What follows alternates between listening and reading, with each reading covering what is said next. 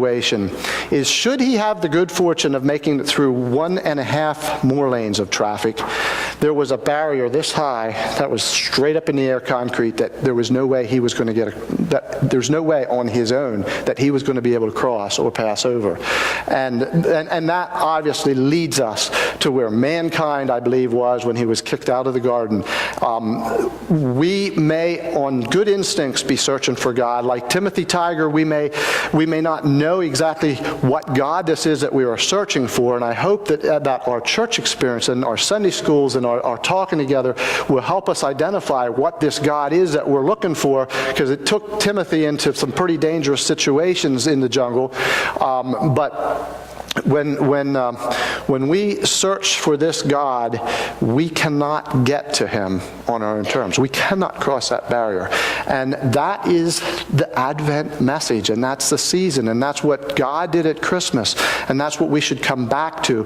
There's only one way to get back to God, and that was provided when Jesus came down to earth. Understanding Jesus is the only answer is not as simple as what it sounds. I'll just talk on that just a little bit. Knowing about Jesus is not good enough.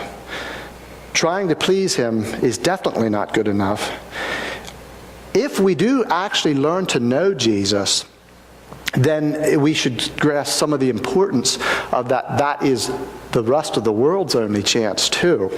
And we need to incorporate that into our being. I think I'm speaking to a crowd that largely does know this Jesus, and I think we have a temptation to do two things. One, get very secure in the fact that Jesus has purchased our salvation and that we are eternally secure, and he does that, and that's a great benefit.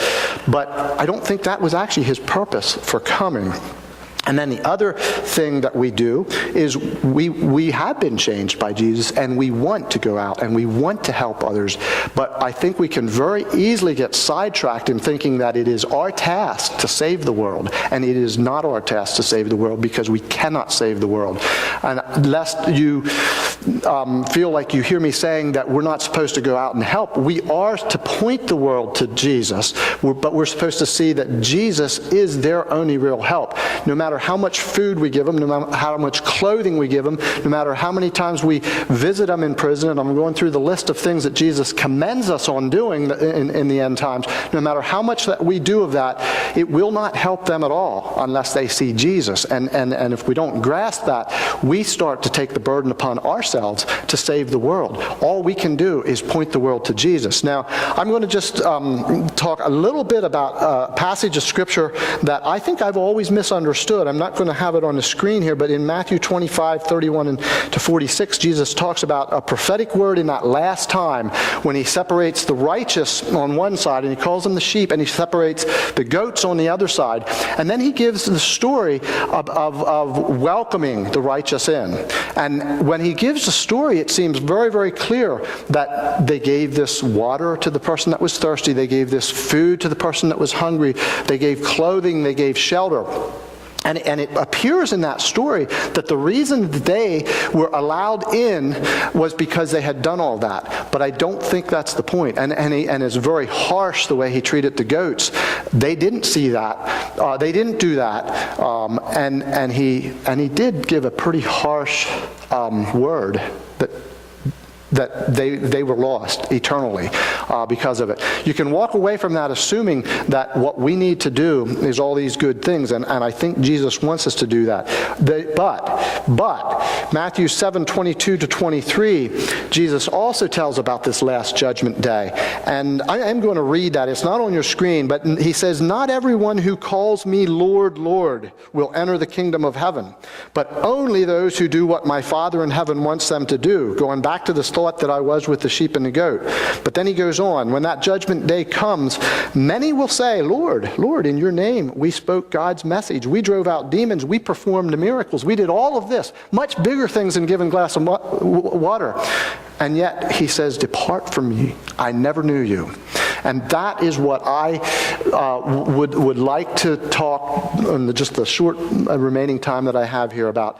What does it mean to know Jesus and for him to know you? And I asked the elders this at the elder meeting on Thursday night. What is it, or how can you in 15 seconds or 30 seconds tell me how you know that you know Jesus?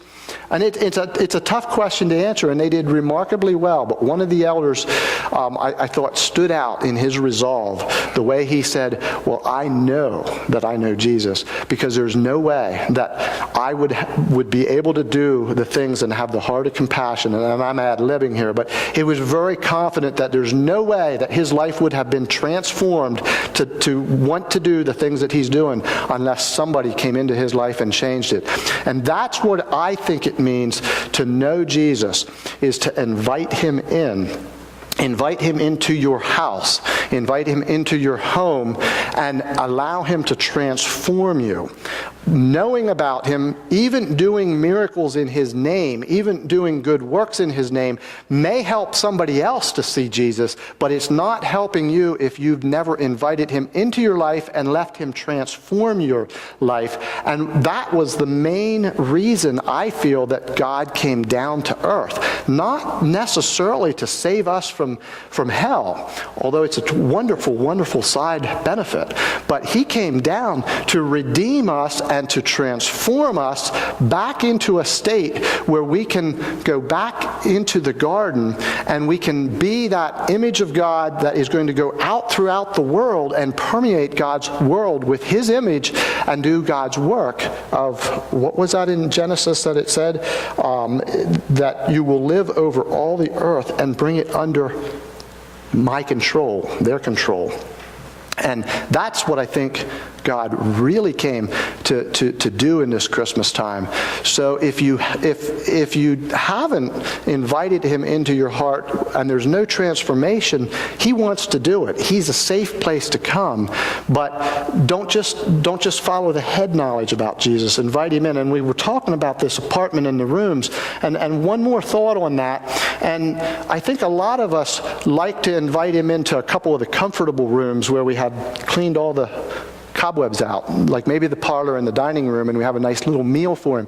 But Jesus really wants to be in every room in our house. He wants to come into the attic and the basement. He wants to come into the bathroom and the bedroom. And he wants to transform us. And when he transforms us into his likeness, then when we stand in that last day, we'll stand on the side of the righteous. The reason they were entered in was because they were righteous, not because of what they did, but because he had redeemed them and he had made them righteous, and he's the only one that can do that. And they didn't even recognize that they were doing all these things in that story of the sheep and goats for him. But it was because they had been transformed and they had been redeemed. The ones that did think they were doing things in his name, they were surprised that Jesus said to them, and it said right in the scripture, I never knew you. But they thought that he did. So my challenge is to come back to this Jesus and live. And it is the best place to be. And he is not a God that we need to fear, and that he is the only way. And when we're back in that state, then grasp the importance of pointing others to Jesus. Not just helping them out, but pointing them to Jesus, because he is the only way back to the Father. In closing, I'm going to read a couple verses. When we invite him back into our lives, Jesus says in Revelations 3:20-21, "Behold, I stand at the door and I knock. If any man hear my voice and opens the door, I will come in, and I will sup with him, and he with me. And to him that overcomes will I grant to sit with him in my throne, even as I have overcome. And I am sitting down with my Father in his throne." Jesus says, I have come that you may have life, and you may have it more abundantly. If you're not having the abundant life, then invite Jesus in to give you that abundant life. Jesus said, and these words are kind words. He says, "Come unto me, all ye that labor and are heavy laden, and I will give you rest. Take my yoke upon me and learn of me, for I am meek and lowly of heart, and you will find rest for your soul. For my yoke, it is easy and my burden is light. Now, Stephen, when he was stoned, it didn't necessarily feel like his yoke was easy and his burden was light.